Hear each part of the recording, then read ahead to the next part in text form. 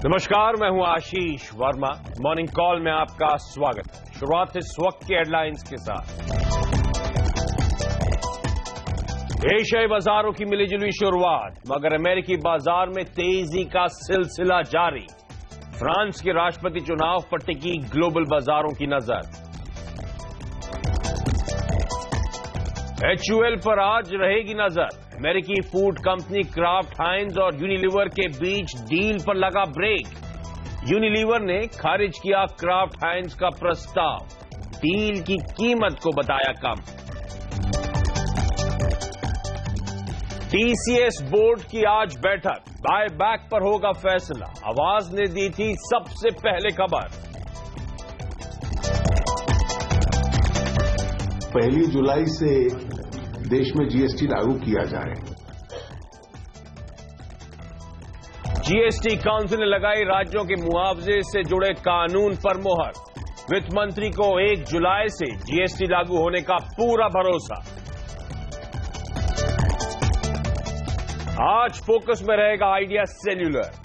Vodafone के साथ deal का ऐलान जल्द, 1 महीने में पूरा हो सकता है मर्जर। टाटा टेली भी आरकॉम, एयरसेल और MTS डील में हो सकता है शामिल।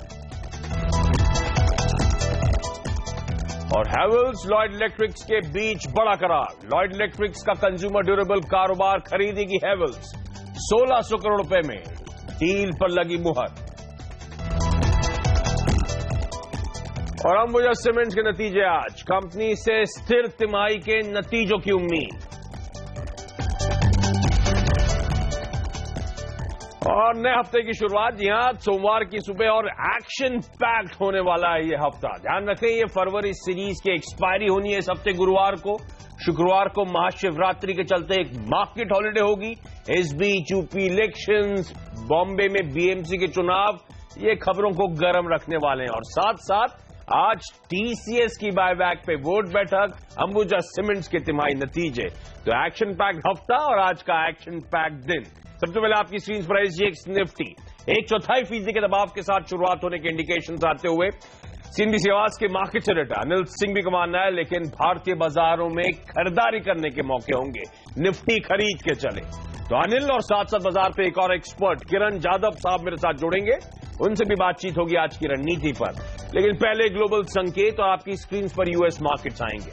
फ्राइडे को फ्लैट से माइल्डली पॉजिटिव, लेकिन लगातार मोमेंटम पॉजिटिव साइड में अमेरिका में। वो ट्रंप साहब की पॉलिसीज का इंतजार, खासतौर पे टैक्स को लेकर, और वहां की अर्थव्यवस्था के जो मजबूत आंकड़े हैं वो तूल बनाए हुए हैं। खरीदारी कंटिन्यू होती हुई आपकी स्क्रीन पर।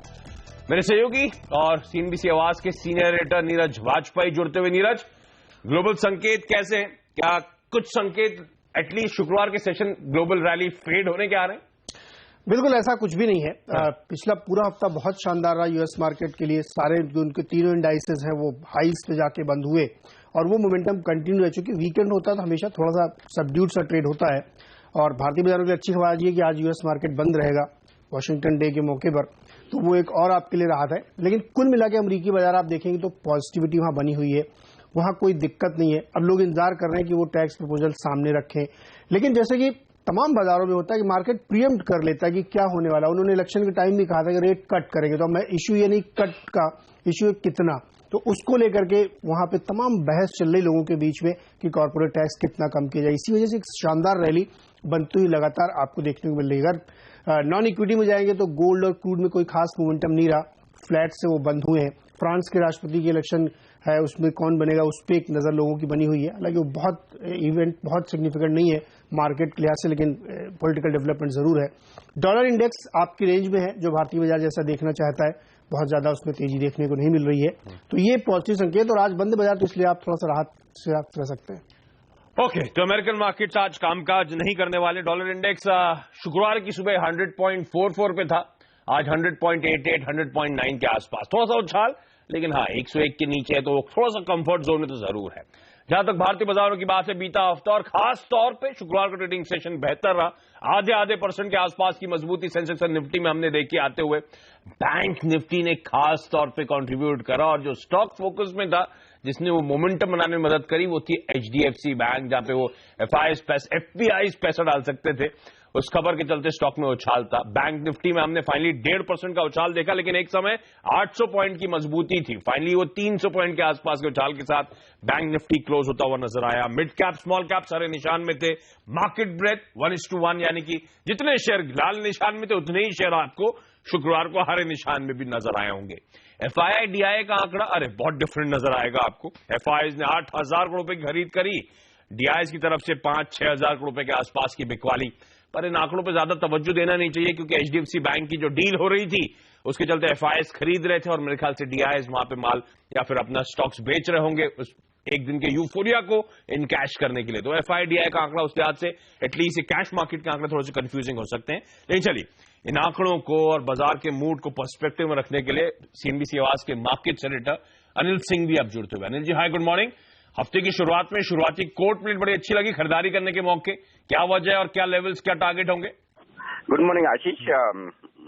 इसमें कोई डाउट नहीं कि रुझान तो पॉजिटिव ही है और ऐसे में जो भी गिरावट मिले उसमें खरीदारी का ही रुझान बनाना चाहिए। डॉलर इंडेक्स 101 के नीचे है और वो एक ट्रिगर है ग्लोबल मार्केट से, और लोकल ट्रिगर्स में डेफिनेटली जिस तरह से फ्राइडे को एक 8,800 के ऊपर की क्लोजिंग मिली है, तो वो अभी भी साफ तौर पर इशारा करेगी कि बाजार में थोड़ी और अपसाइड बन सकती है। हाँ, ये जरूर है कि एक्सपायरी का हफ्ता है, छोटा हफ्ता है, तो थोड़ा सा उतार चढ़ाव आपको शायद देखने को मिले, लेकिन फिलहाल जो मूड बनाकर चलना चाहिए वो खरीदारी की तरफ रखना चाहिए।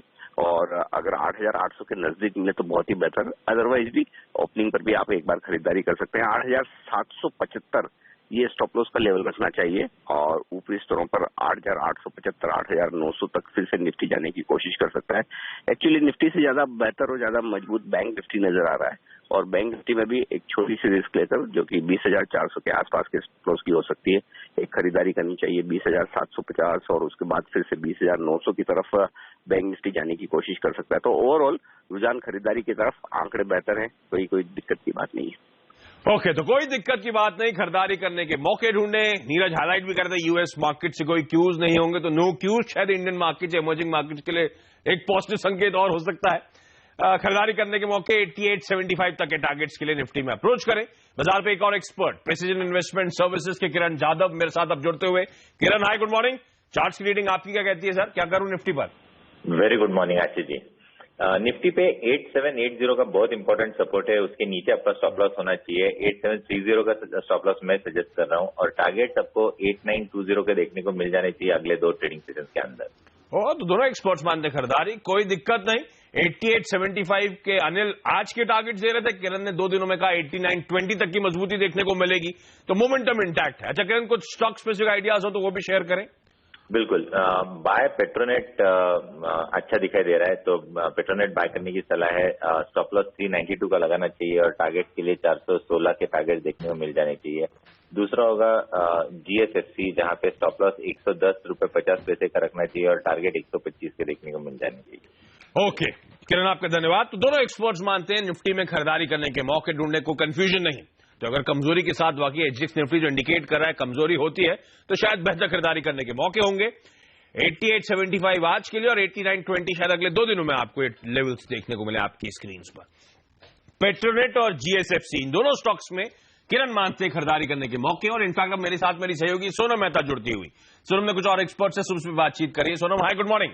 बताएं आज की ट्रेडिंग आइडियाज। आशीष, मिले जुले कॉल्स है आज। कोटक सिक्योरिटीज के श्रीकांत चौहान ने JSPL Jindal steel power limited को खरीदने की सलाह दी है।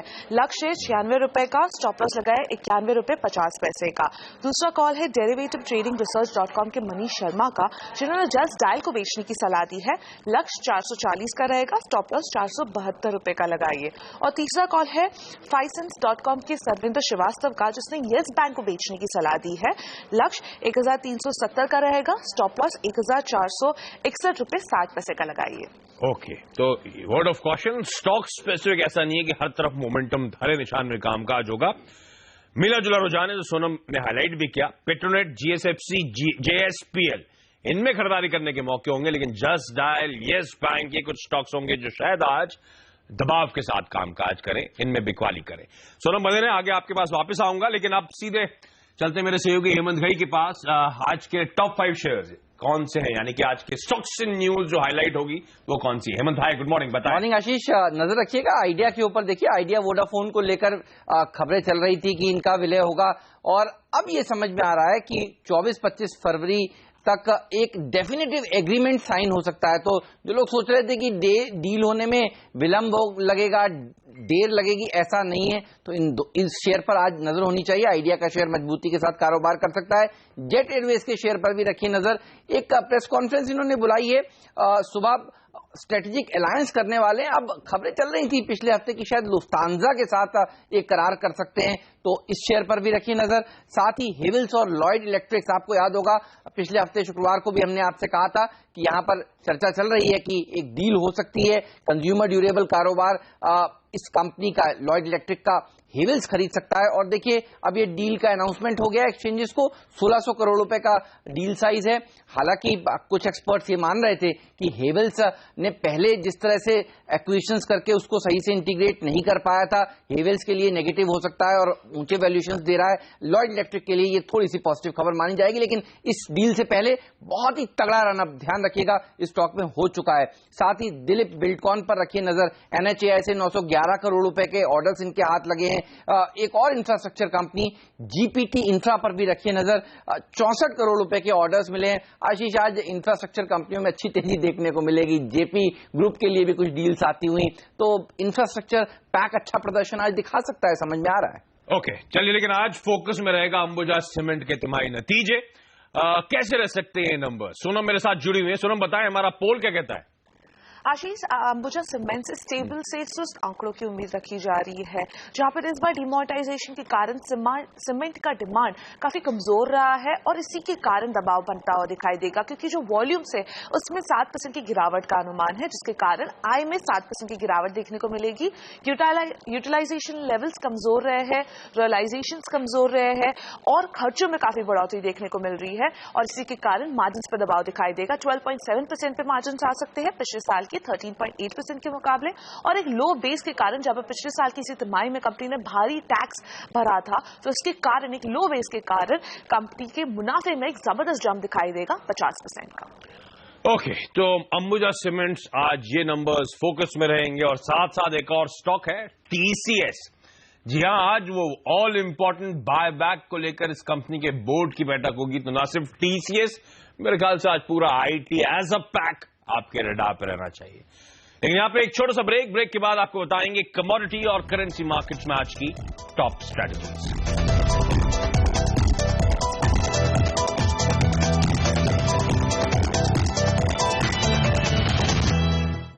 ब्रेक के बाद आपका स्वागत है। और केंद्र सरकार को GST पर बड़ी कामयाबी मिली है।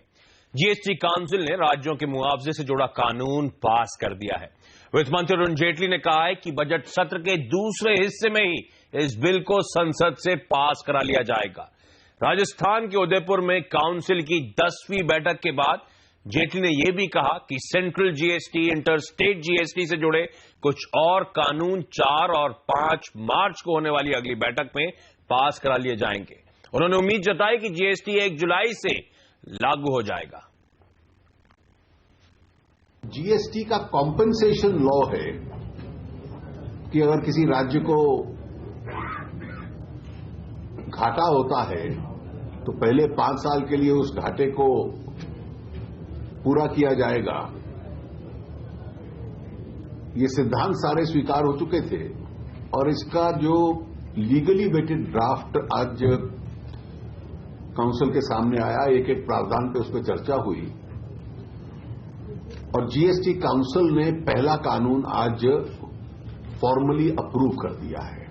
वो कानून अब वापस काउंसिल के सामने नहीं आएगा, उसको कैबिनेट के सामने ले जाया जाएगा, कैबिनेट उसको अप्रूव करेगी और जो बजट सेशन का दूसरा हिस्सा है उसमें उसको पारित करने का हम लोग प्रयास करेंगे। 1 जुलाई से देश में GST लागू किया जाए। ओके, तो 1 जुलाई से GST लागू होने की लाइक्लीहुड जो है वो बढ़ती हुई। लेकिन अब बात करते हैं कमोडिटी और करेंसी मार्केट्स की। हमारे साथ कुंवर जी ग्रुप के रवि देवरा जुड़ रहे हैं। रवि, कहां है कमाई के मौके, क्या है आज की top strategies? Good morning Ashish ji. आज के दिन में लग रहा है कि ज्यादातर डॉलर में स्ट्रेंथ बनी हुई है, जिस हिसाब से जो सैटरडे को मेस्टर से जो फेड के मेंबर है उसके बयान आए कि यूएस की इकोनॉमी है वो एक अच्छे रूट पे अभी ग्रो हो रही है, तो लग रहा है कि वो एक सेंटिमेंट पॉजिटिव रहेगा। साथ में देखें तो आज US market holiday, but yes euro में लगातार वीकनेस बने हुए फ्रेंच के जो पॉलिटिकल कंसर्न चल रहे हैं, तो लग रहा है कि उसका एक डायरेक्ट बेनिफिट डॉलर को मिलेगा। तो मुझे लग रहा है कि डॉलर इंडेक्स में स्ट्रेंथ बनी रहेगी। 67 पे यूएसडी INR जो पेयर है वो बाई करनी, 6680 का स्टॉप लॉस रहेगा एंड 67.30 का टारगेट रहेगा। लग रहा है कि ये जो डॉलर की स्ट्रेंथ है इस हिसाब से कमोडिटीज में एक वीकनेस बनी रहेगी। गोल्ड में मेरा सेल रिकमेंडेशन रहेगा 29,400 करीब सेल करना है, स्टॉप लॉस रहेगा 29,540 एंड 29,150 तक के टारगेट के लिए आज के दिन में होल्ड करना है। दूसरा मेरा सेल रिकमेंडेशन नेचुरल गैस पे रहेगा। जो भी नेचुरल गैस मुझे लग रहा है कि 185 तक के टारगेट के लिए बेचना चाहिए, जिसका इमीडिएट स्टॉप लॉस रहेगा 190.20। तो आज कमोडिटीज में सेल एंड करेंसी में बाई की रिकमेंडेशन रहेगी। Oh interesting. तो ये एक वर्ड ऑफ कॉशन, जो फ्रांस के पॉलिटिकल आउटकम को लेकर अनिश्चितता है, अनसर्टेनिटी है, उसके चलते डॉलर इंडेक्स में आपको उछाल देखने को मिल सकता है दिन के दौरान। इसीलिए रुपया कमजोर होगा, रुपया खरीदारी करने के मौके होंगे। जो इक्विटी के लिए भी इंपॉर्टेंट है, इस डॉलर इंडेक्स पे आपको नजर रखनी है। सोना और नेचुरल गैस दोनों बेचने के मौके, लेवल्स आपकी स्क्रीन पर। रवि आपका धन्यवाद। और यहां पे एक छोटा सा ब्रेक के बाद आज का इवेंट्स कैलेंडर और साथ साथ एक क्विक मार्केट चेक।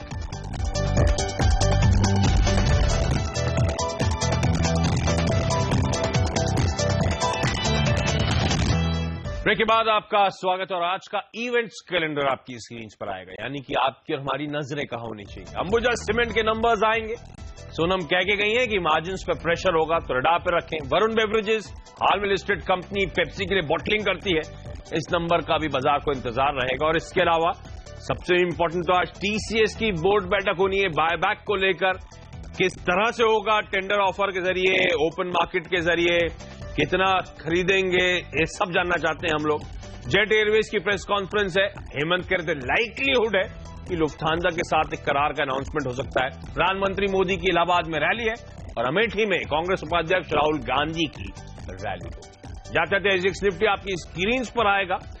शुरुआत में तो कुछ दबाव के इंडिकेशन एसजीएक्स निफ्टी की तरफ से आते हुए, हालांकि जब मैंने कार्यक्रम की शुरुआत करी थी तो 1/4% की कमजोरी थी और अब एकदम फ्लैट ओपनिंग की बात कर रहा है एसजीएक्स निफ्टी। तो एक्सपर्ट्स अनिल से बात हुई, किरण जाधव से बात हुई, दोनों का मानना है कि भारतीय बाजारों में आज भी खरीदारी करने के मौके हैं। चलिए मॉर्निंग कॉल में आज के लिए इतना ही। छोटा सा ब्रेक के बाद स्टॉक 2020। नमस्कार।